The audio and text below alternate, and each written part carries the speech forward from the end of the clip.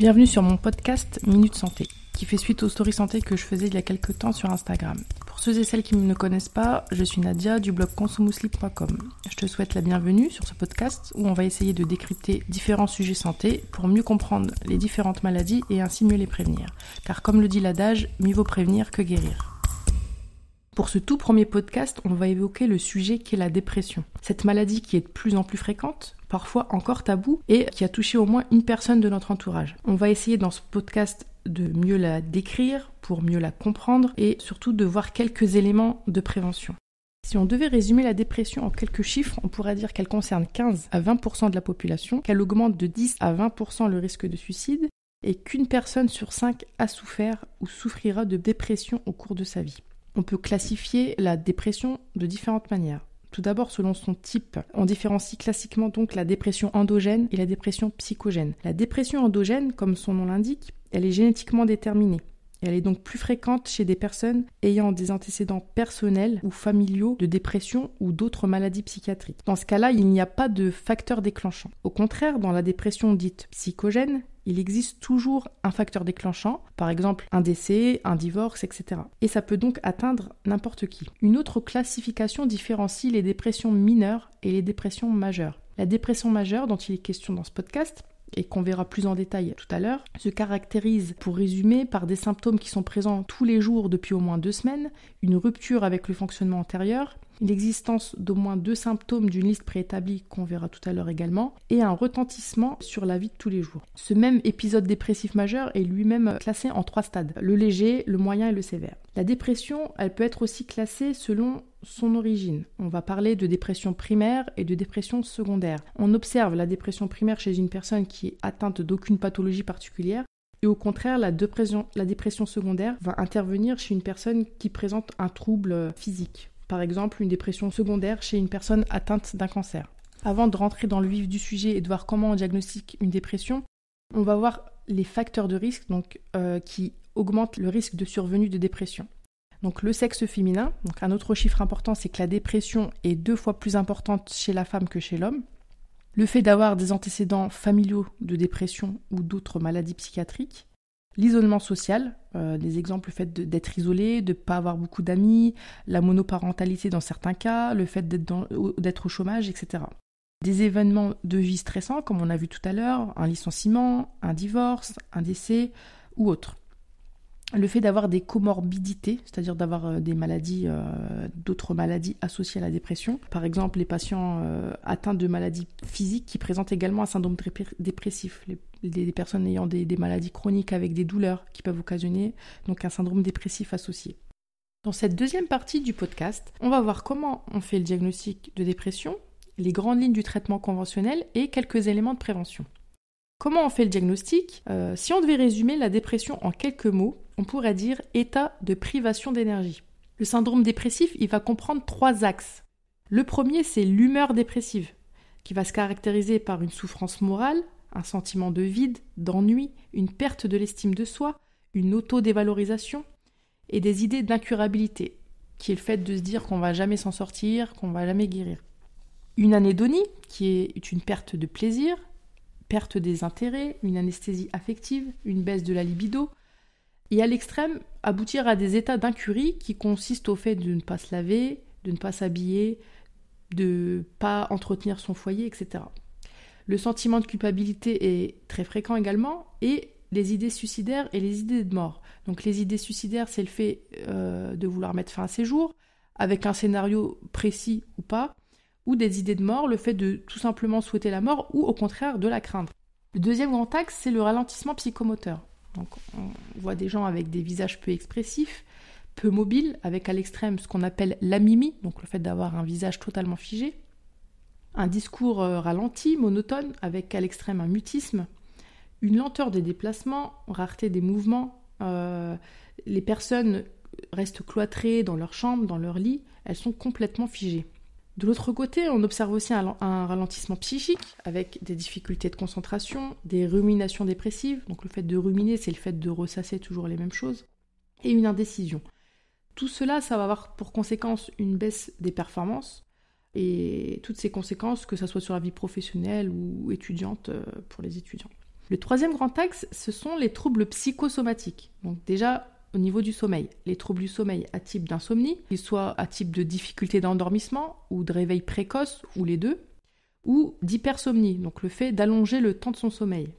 Au niveau alimentaire, le fait d'avoir une perte d'appétit ou au contraire une hyperphagie, qui est le fait de manger de façon compulsive, sans faim, généralement plutôt d'être attiré vers des aliments sucrés, à index glycémique élevé, mais sans pratique compensatoire, c'est-à-dire sans vomissement, etc., qu'on peut retrouver dans d'autres troubles du comportement alimentaire. On peut avoir un retentissement exactement aussi sur la sexualité, avec une baisse de la libido, une perte d'intérêt, et sur d'autres fonctions, pour en citer que quelques-unes, une hypotension, constipation, frilosité, etc. En ce qui concerne le traitement de la dépression conventionnelle, on ne va pas rentrer dans les détails. Les grandes lignes du traitement classique, c'est premièrement le traitement médicamenteux à base d'antidépresseurs.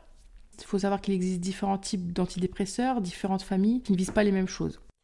Deuxième grand axe, c'est le traitement symptomatique, le temps que les antidépresseurs fassent effet, qui vont traiter les symptômes d'anxiété, d'insomnie ou d'agitation. Le troisième grand axe, c'est la psychothérapie, qui peut être proposée soit seule, plutôt dans les épisodes pas trop graves, soit accompagnée conjointement avec les antidépresseurs. Le quatrième grand axe, c'est le traitement de la cause, et le cinquième grand axe, c'est toutes les mesures d'hygiène de vie, donc l'hygiène alimentaire, l'hygiène physique, donc le fait d'avoir une pratique sportive. D'ailleurs, certaines études montrent que le sport est aussi efficace que les antidépresseurs en ce qui concerne les épisodes dépressifs minimes à moyens. Le fait d'éviter aussi d'aggraver ces épisodes en évitant la consommation de café, de tabac, d'alcool ou de drogue comme le cannabis ou autre.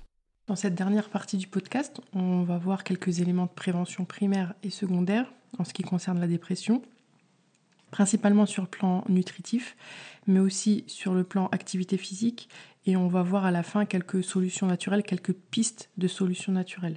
Sur le plan nutritionnel, on a différents facteurs qui agissent sur l'humeur. En effet, la façon dont on mange a une répercussion sur notre humeur. C'est pour ça qu'il est essentiel d'avoir une alimentation équilibrée. On peut donc agir sur différents facteurs. Premièrement, avoir un poids santé. On a vu, de par les études, que l'obésité et la dépression sont souvent associées, et certaines études suggèrent que le syndrome métabolique et le syndrome de l'humeur impliqué dans la dépression pourraient avoir un mécanisme psychopathologique commun. Cela implique d'avoir une alimentation saine et équilibrée. Pour avoir un repère, on peut se référer au régime méditerranéen, c'est-à-dire riche en fruits, en légumes, en légumineuses, en céréales, en bonnes graisses et limité en produits laitiers, viande rouge, etc. Voilà, c'est un exemple d'alimentation équilibrée. C'est pas un repère universel, mais voilà, pour avoir un premier repère. Certains aliments sont à privilégier lors d'une dépression et au contraire à éviter. Les principaux aliments qu'il faut éviter, c'est tout ce qui est aliments qui va plutôt favoriser l'inflammation, du coup tout ce qui est aliments industriels, aliments préparés, et au contraire favoriser les aliments qui sont plutôt anti-inflammatoires et qui vont favoriser la sécrétion de la sérotonine, qui est une hormone qui est en manque lors d'une dépression. Par exemple l'ananas, l'aubergine, l'avocat, bananes, brocolis, carottes, enfin tous les fruits et légumes, les oléagineux en général. Le deuxième grand axe, ça va être de consommer moins de sucre. Quand je dis sucre, c'est surtout les sucres à index glycémique élevé. Les études montrent que la consommation excessive de sucre, et à l'extrême le diabète, est plus à risque de développer une dépression par rapport à la population générale. Et donc au contraire, la consommation de glucides complexes, enfin de sucre à index glycémique bas, est un facteur protecteur. Et ça associé aussi à un régime plutôt riche en protéines. Certaines études montrent qu'un régime pauvre en glucides est associé avec des symptômes dépressifs. Donc attention à certains régimes amaigrissants, notamment ceux de type hyperprotéiné ou les régimes qui bannissent totalement les glucides à index glycémique bas. Ce type de régime restrictif ont tendance à aggraver les symptômes de la dépression. Le quatrième grand axe, ça va être d'avoir une alimentation riche en vitamine B et notamment la vitamine B12, B9, B1, B2 et B6. On en retrouve notamment dans la levure de bière qu'on peut prendre en supplémentation par exemple. Et à titre d'exemple, on retrouve des vitamines du groupe B principalement dans les céréales complètes, le foie, les germes de blé, tout ce qui est poisson et fruits de mer, les légumes, le riz complet, etc. On retrouve aussi de la vitamine B12 dans la spiruline qui est en plus riche en fer. Ensuite, le 5e grand axe, c'est l'importance des oméga 3. Toutes les études ne sont pas unanimes sur l'efficacité des oméga 3, mais certaines montrent que les oméga 3 sont plutôt bénéfiques en cas de dépression et un certain nombre d'autres affections. On en retrouve par exemple dans tous les végétaux, les poissons gras tels que le saumon, la sardine, les maquereaux, etc.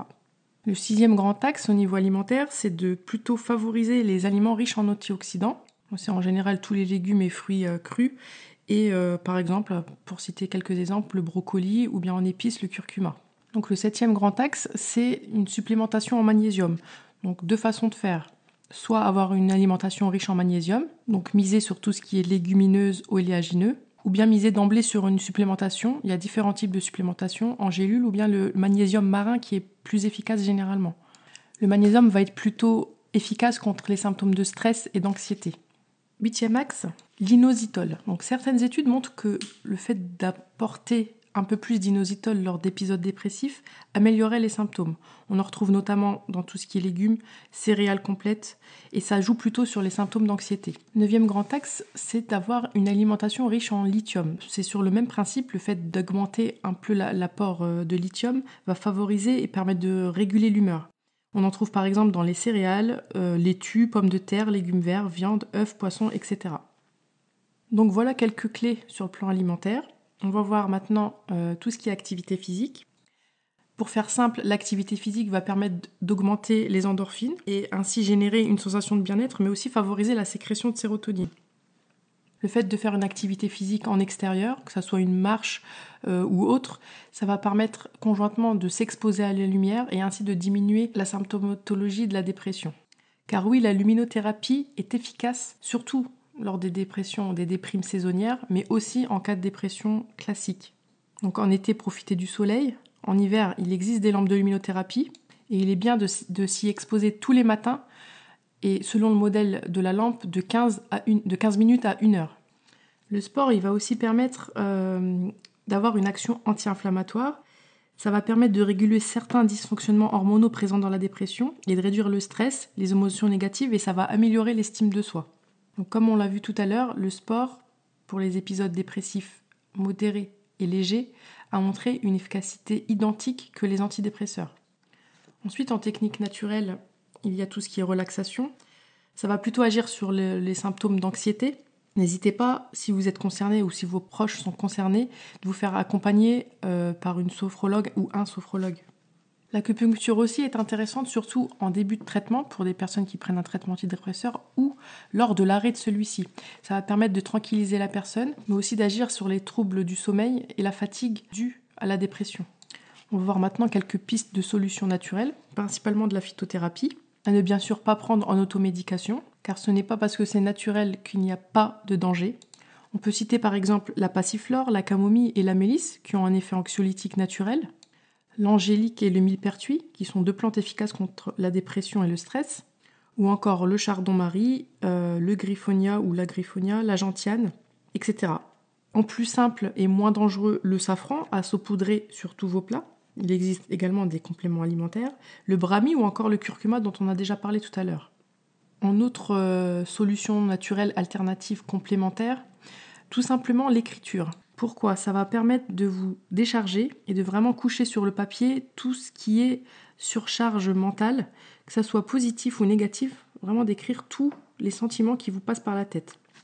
Alors voilà, tout ça, ce sont des pistes de solutions. Il faut tester, voir ce qui marche pour vous, ce qui ne marche pas, faire des associations de plusieurs solutions. Mais dans tous les cas, pour ce qui est phytothérapie ou complément alimentaire, ne jamais, et j'insiste, jamais faire de l'automédication. Toujours se faire accompagner soit par un phytothérapeute pour les plantes, par un aromathérapeute si vous décidez d'utiliser des huiles essentielles, et surtout d'en référer à votre médecin traitant pour voir ce qui est compatible avec votre traitement si vous prenez un traitement pour la dépression ou si vous prenez tout autre traitement pour autre raison. Et puis enfin, pour finir, je sais que la plupart des gens qui me suivent sont musulmans ou croyants, et si tu n'es pas croyant et que tu écoutes ce podcast, c'est pas grave. Mais dans ce genre d'affection, ce qu'il est important aussi, c'est de retourner à Dieu de s'en remettre totalement à lui, donc le tawakkul. Implorer son secours tout en ayant recours aux causes de guérison précédemment citées. Donc les médicaments du cœur, il y en a plusieurs, la lecture du Coran, le dhikr, la méditation sur la création, etc., etc. Pour les gens non-croyants, il y a toute autre forme de spiritualité qui est à développer, peu importe ce en quoi vous croyez, mais l'idée c'est de vraiment privilégier l'être plutôt que l'avoir, car actuellement nous sommes dans une société de surconsommation, de sur, où tout est excessif. Le cerveau humain parfois n'arrive pas à suivre et en découle toutes sortes de dépressions. Donc voilà pour ce premier podcast sur le sujet de la dépression. J'espère qu'il vous aura été utile, que ce soit pour toi ou pour quelqu'un de ton entourage. Et tu auras compris que dans un premier temps, ce qui est essentiel, c'est de diagnostiquer la dépression et qu'une fois celle-ci décelée, différentes options s'offrent à toi. Et donc si on devait récapituler, tout se joue au niveau de l'alimentation, en ayant un poids santé, en diminuant les sucres à index glycémique bas, en favorisant la consommation de glucides complexes et de protéines, en consommant des aliments riches en vitamine B, en oméga 3, en magnésium, en inositol, en ayant une activité physique en plein air régulière et en ayant recours à des techniques complémentaires comme la relaxation ou encore l'acupuncture, et bien entendu, le plus important pour les personnes croyantes, le tawakkul. Je vous remercie d'avoir écouté ce premier podcast. S'il vous a plu, n'hésitez pas à le soutenir en partageant, en likant, en notant et à en parler autour de vous. Je vous dis au revoir et je vous retrouve pour le prochain podcast qui aura pour thème la détox digitale, tout un programme.